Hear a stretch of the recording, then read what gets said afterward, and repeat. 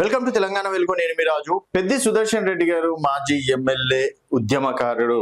ప్రస్తుతం ఆరోగ్యం మాత్రం కొంచెం క్రిటికల్ గా ఉందని చెప్పేసి కూడా డాక్టర్లు చెప్తున్నారు. సో లేటెస్ట్ అప్డేట్ ప్రకారం తను కోమాలోనే ఉన్నాడు.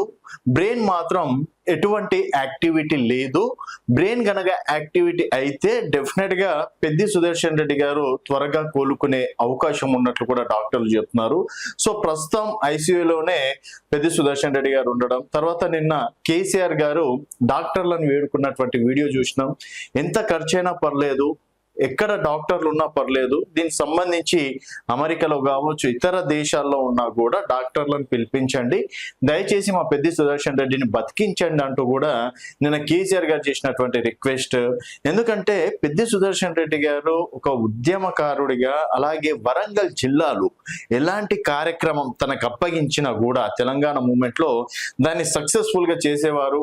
అలాగే ఎంతో మంది ఇప్పుడు రీసెంట్ గా బీఆర్ఎస్ పార్టీకి సంబంధించినటువంటి ఎమ్మెల్యే అయినా కూడా సీతక్క గారు కావచ్చు, ఈటెల రాజేందర్ గారు కావచ్చు, ఇతర పార్టీ నేతలు కూడా పెద్ది సుదర్శన్ రెడ్డి గారి గురించి వస్తున్నారంటే తను చేసినటువంటి ఉద్యమాలు, తను చేసినటువంటి పనితీరు ఈరోజు చాలా వరకు నియోజకవర్గంలో పూజలు చేస్తున్నటువంటి పరిస్థితి. కార్యకర్తలు మాత్రం మా పెద్ది సుదర్శన్ రెడ్డి గారి గురించి ఎప్పుడు త్వరగా గుడ్ న్యూస్ వింటాం, ఎప్పుడు మళ్ళీ మాతోటి తిరుగుతారని చెప్పేసి కార్యకర్తలు వేడుకుంటున్నటువంటి పరిస్థితి. సో ప్రస్తుతం మాత్రం తను కోమాలో ఉన్నాడు.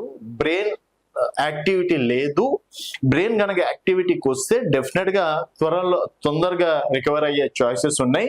అండ్ మాక్సిమం ఇంకొక 48 గంటలు ఐసోలేషన్స్ లో ఉంచే ప్రయత్నం చేస్తున్నారు.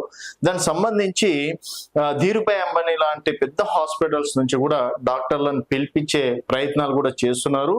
సో సడన్ గా తను హార్ట్ స్ట్రోక్ రావడం, తర్వాత అక్కడ హన్మకొండలో రోహిణి హాస్పిటల్లో జాయిన్ చేయడం, అక్కడ నుంచి మళ్ళీ సికింద్రాబాద్ యశోద హాస్పిటల్కి జాయిన్ కావడం, తర్వాత ఎప్పటికప్పుడే హెల్త్ గురించి హరీష్ రావు గారు కావచ్చు, కేటీఆర్ గారు కూడా అప్డేట్ తెలుసుకోవడం, నిన్న కేసీఆర్ గారు కూడా వచ్చి యోగక్షేమాలు తెలుసుకున్నారు. అలాగే కుటుంబానికి భరోసా ఇవ్వడం అనేది కూడా జరిగింది. సో పెద్ది సుదర్శన్ రెడ్డి లాంటి ఒక ఉద్యమకారుడు, ఫైటర్ డెఫినెట్ గా పార్టీకి ఎంతైనా అవసరం ఉంది.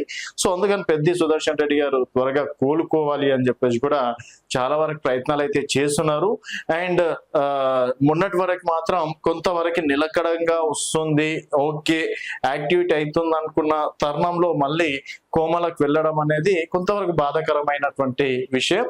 బట్ డాక్టర్లు ఉన్నారు, డెఫినెట్ గా వాళ్ళ ప్రయత్నాలు వాళ్ళు చేస్తున్నారు. అండ్ త్వరలో గుడ్ న్యూస్ వింటారు అని చెప్పేసి కూడా కార్యకర్తలకు ఒక ధైర్యం అయితే ఇస్తున్నారు. బట్ కోమా నుంచి బయటకు వచ్చి బ్రెయిన్ కనుక యాక్టివిటీ అయితే డెఫినెట్ గా కార్యకర్తలకు కావచ్చు, పార్టీకి కావచ్చు, అక్కడ ఉన్నటువంటి వరంగల్ జిల్లా ప్రజలకు కూడా ఒక శుభవార్తనే అని చెప్పేసి కూడా చెప్పుకోవచ్చు. అండ్ త్వరగా కోలుకోవాలని చెప్పేసి కూడా మనం కూడా ఆకాంక్షిద్దాం. చూస్తూనే ఉండండి తెలంగాణ వెలుగు.